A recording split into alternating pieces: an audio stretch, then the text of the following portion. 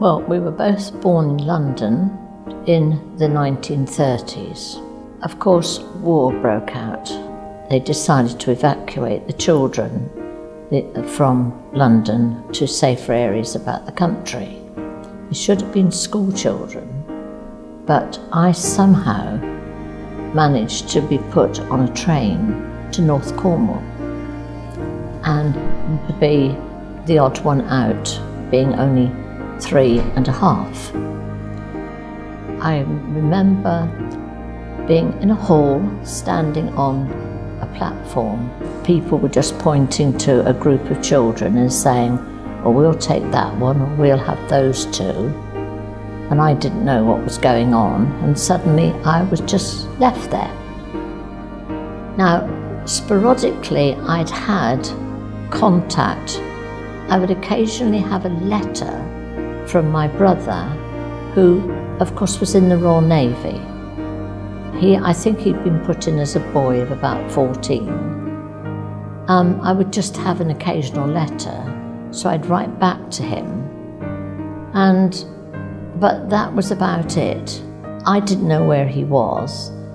I was getting married and I wanted to know if he would give me away.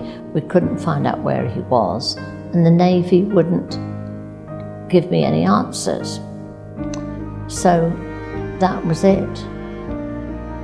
And it must have been 3 years ago, I decided, I'm about 73, I don't know who I am.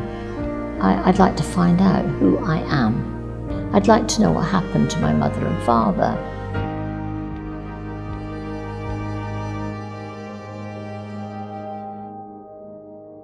So we decided to go on the internet. I went on the ancestry.uk system and put in the name, and we were absolutely astounded. He called up the notice board, and the first notice was, "Is anyone looking for Arthur Laurie Martin?" And we were both stunned. And Pete said, "Well, what do you want me to do?" I said, "Well, answer it." So he typed in yes. My wife had a brother called David, and there was a silence. And then it suddenly came up with, "Hey, you're my uncle." And this was Tina.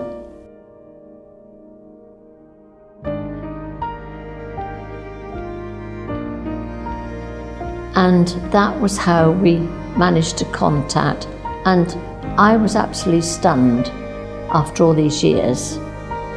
And I thought, I've got a family. I thought, yes, after all these years of wanting to belong to somebody, I actually do.